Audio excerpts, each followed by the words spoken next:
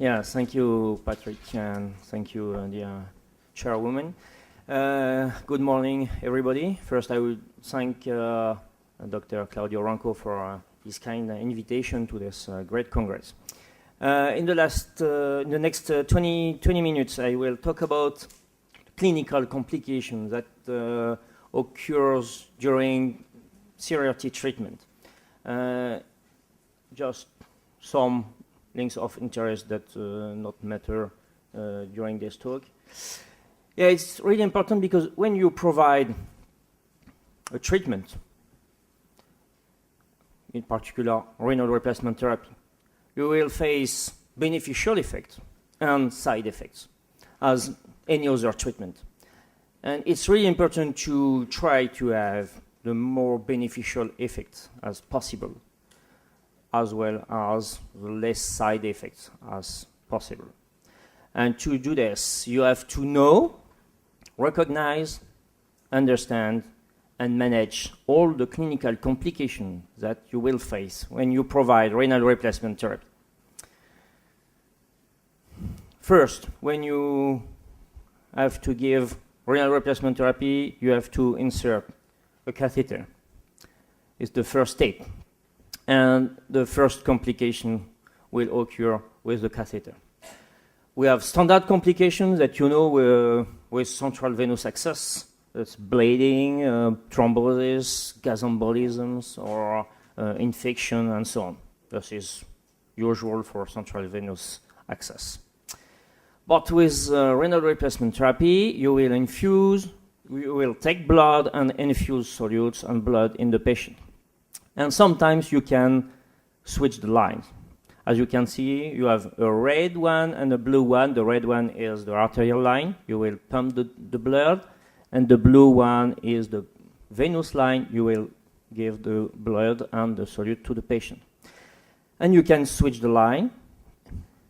And in this case, you have a risk that you will inject a thrombus in the patient, because sometimes you have a small thrombus at the end of the arterial line, and if you change the flow of the catheter, you don't pump the blood in the arterial line and you push the blood in the arterial line, and sometimes you can inject a thrombus directly in the patient. It's the reason that when you have a problem with your blood flow, sometimes it's dangerous to switch the line due to this.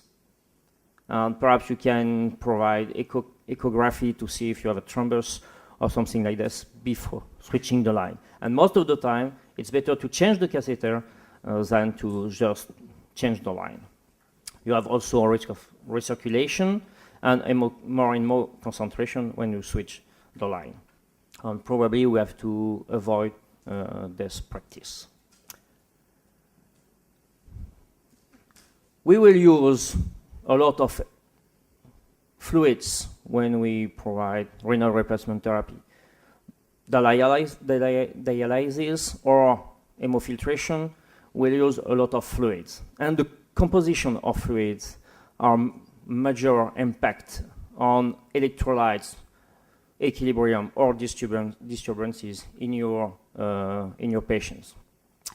In the large studies in 2008 and 2009 by the US group and Australia, New Zealand groups with large amount of patients, we found that a lot of hypokalemia or hypophosphatemia occur in the groups of patients. Despite the level of intensity used in the groups, and more in Australia and New Zealand, more than 50% of hypophosphatemia, with sometimes very, very low phosphor in the patient, and also 1/4 hypokalemia in patients in these big studies. And this is really important. When you provide renal replacement therapy, the level of electrolytes in your patient after some hours will mimic the level of electrolytes in your fluids. If you choose a fluid inadapted, you will face electrolyte disturbances because the blood of your patient will finish to have the same composition as your fluid in your renal replacement therapy.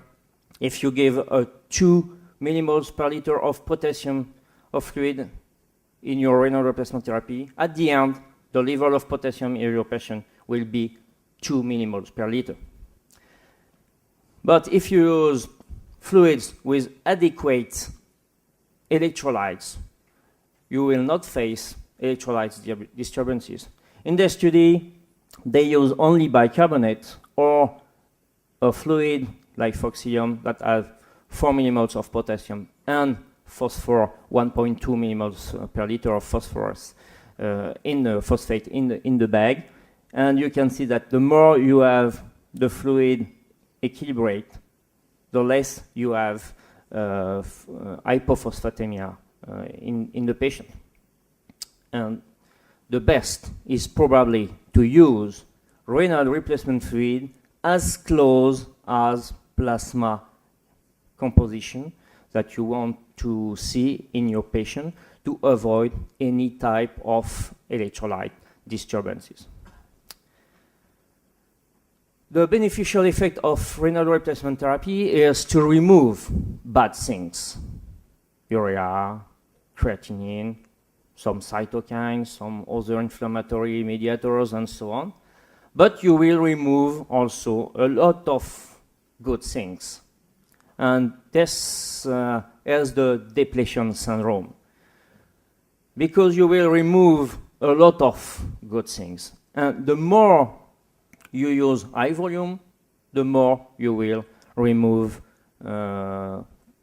important molecules like micronutrients, like drugs and antibiotics. And now more and more studies are published in the literature that prove the major impact of renal replacement therapy, in particular, particularly on antibiotics removal.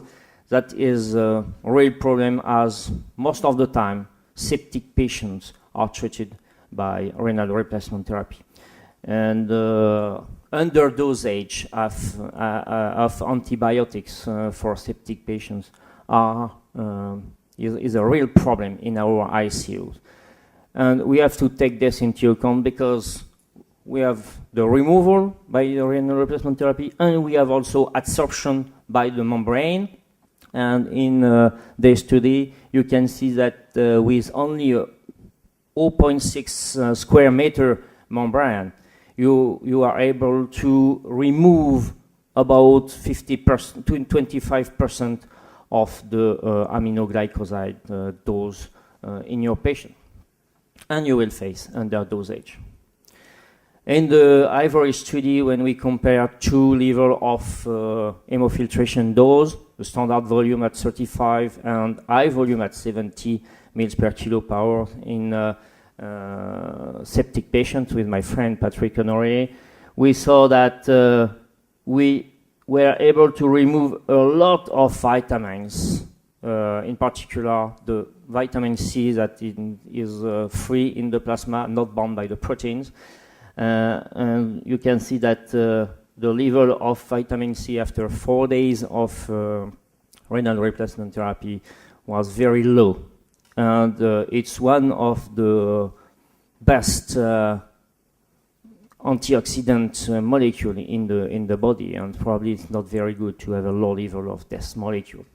And you can see also the antibiotics, and with imipenem we had face dramatic underdosage in some patients due to high removal of antibiotics in these patients. We have seen in the previous talk that to provide good renal replacement therapy, we have sometimes to use anticoagulation. And anticoagulation is also a treatment, and we have to balance between benefits of risk and risk of anticoagulation in renal replacement therapy. two possibilities to provide anticoagulation. The most used anticoagulation is heparin, and the highest risk with heparin is bleeding. But if you manage correctly heparin, if you give a low dose of heparin just to keep the ACT between 1.2 and 1.5, you don't have to go over 1.5. But if you keep the level at this point with a low dose, probably you will face very low number of bleeding in your patient. And in this study by the Australian group, you can see that a lot of patients, more than 700 patients, have heparin anticoagulation, and only 9 serious adverse events due to the treatment, the global treatment, not anticoagulation. If we see in the particular side effects, only 1 rectal bleeding. More than 700 patients, only 1 rectal bleeding. What a big deal. And 3 cases of heparin-induced thrombocytopenia. And if you use low dose of heparin, you will avoid most of the bleeding risk. And you can use also citrate. Now, citrate is the first choice anticoagulation for renal replacement therapy due to the new recommendation from national and international experts. But citrate is more and more used, and citrate has possible metabolic consequences. We will see this. And it's really important to understand exactly what you do when you use citrate as anticoagulation. First, you have to monitor carefully all these parameters to avoid metabolic disorders. But despite very precise monitoring and expert teams, you will face, as you can see in the study, you will face metabolic disorders. It's normal. You will face. But it's very important to know that you will face these disorders, recognize them, and understand how it occurs and how you can manage them. We thought that the most important problem with citrate will be accumulation of citrate. That will create acidosis in the patient. We will see this after. But in fact, most of the time, we don't have clear complication with citrate. And we have an equal number of accumulation of citrate and metabolic alkalosis. And we will see that the mechanism of accumulation of citrate that will create acidosis is completely different with the metabolic alkalosis. And it's really important to understand the mechanisms of these two complications. Just to understand, first, when you use citrate, citrate will be metabolized and you will have bubble and gas at the end, and you have to remove the gas, the CO2. And you understand that if you have some troubles to remove CO2 in your patient, probably you will face some respiratory acidosis due to the accumulation of CO2 given by the citrate. And you will face some metabolic alkalosis. And we will see why you will face this alkalosis. First, when you start citrate, you will face a lot metabolic alkalosis, as in this team, 44% in the first days. And with training, understanding of the mechanisms, probably you will be able to reduce a lot your metabolic alkalosis. But you will continue to face some cases of metabolic alkalosis that you have to know and manage. To understand the mechanism, we have just to understand a bit the Stewart theory. You can read this book, 300 pages from my friend John Kellum, with 300 pages of some formula like this. We are very few people in the world that read this book, and some of us are going to suicide. But we can probably make it more easy to understand how it works. Stewart is, in fact, really simple. You have just to keep in mind this picture. It's clear. If the cations, like sodium, are prone to alkalosis. If you have too much cations, you will face alkalosis. If you have not enough cations, you will face acidosis. And anions, like chloride, are prone to acidosis. If you have too much anions, you will face acidosis and so on. And you understand easily that with hyponatremia, you have acidosis. With hypernatremia, you have alkalosis. And with hyperchloremia, if you give a lot of sodium chloride, you will face hyperchloremia. And if you have hyperlactatemia, you have acidosis and so on. If you give bicarbonate sodium, you will give bicarbonate and sodium, you will remove the bicarbonate, and finally sodium will remain in the body, and you have some alkalosis. It's due to sodium. The same if you give lactate, acetate, citrate, sodium. At the end, you will metabolize lactate, acetate, and citrate, and you will keep sodium. You will alkalize your patient. If we compare the different citrates in the market, you have different level of citrate with different electrolyte composition. And we did a small study with two protocols, concentrate citrate with continuous dialysis and dilute citrate with hemofiltration. The two protocols were able to correct the pH at day 3. But if you monitor precisely why, you can see that with concentrate citrate, you will increase the sodium level with normal level in dilute citrate. And with the chloride, you will have a quite same level of chloride with the concentrate citrate and a low level of chloride with the dilute citrate. And is probably the explanation of the alkalosis that will occur after day 3 or day 4. With the concentrate citrate, with a high level of natremia, 400 millimoles per liter, you will face alkalosis due to hypernatremia. But with the dilute citrate, with a low level of chloride, 86 millimoles per liter of chloride, you will face alkalosis due to the level of chloride. At the end, if you are not able to metabolize citrate, the citrate will accumulate, and you will face metabolic acidosis in this case. And metabolic acidosis is due to citrate accumulation, and you will recognize it by the occurrence of hypocalcemia and the increase of ratio of total calcium on ionized calcium.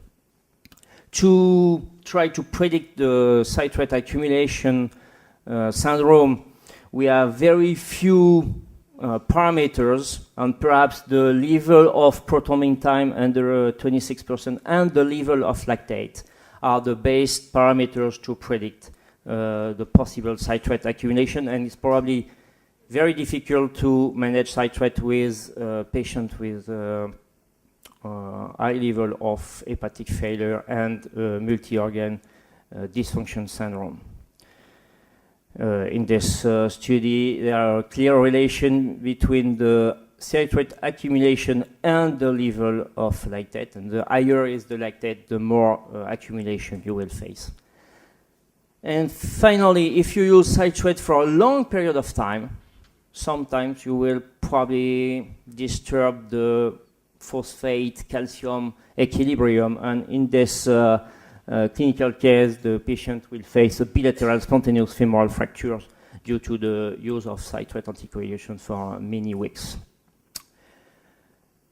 To conclude, all the steps of renal replacement therapy may face complication, and it's really important to recognize and manage them. The catheters first is the first step, and you know the potential problems with the catheter, and please try to avoid the arterial switch. If you use fluids for dialysis or renal replacement therapy, try to use fluids as close as plasma composition to avoid electrolyte disturbances. Keep in mind the depletion syndrome and supplement vitamins, some amino acids, and increase the dose of antibiotics for your patients on renal replacement therapy. For anticoagulation, the risk of bleeding with heparin is not so high if you use low dose. And for citrate, you have to clearly understand that acidosis is due to citrate accumulation due to impossibility to metabolize the citrate, and metabolic alkalosis is due to the composition of the fluid in terms of electrolytes, sodium and chloride. It's clearly not the same mechanism between the two complications. Seeing to long-term complication as the demineralization of bones, and when managed, train and teamwork to avoid all the troubles with renal replacement therapy. Thank you for your attention.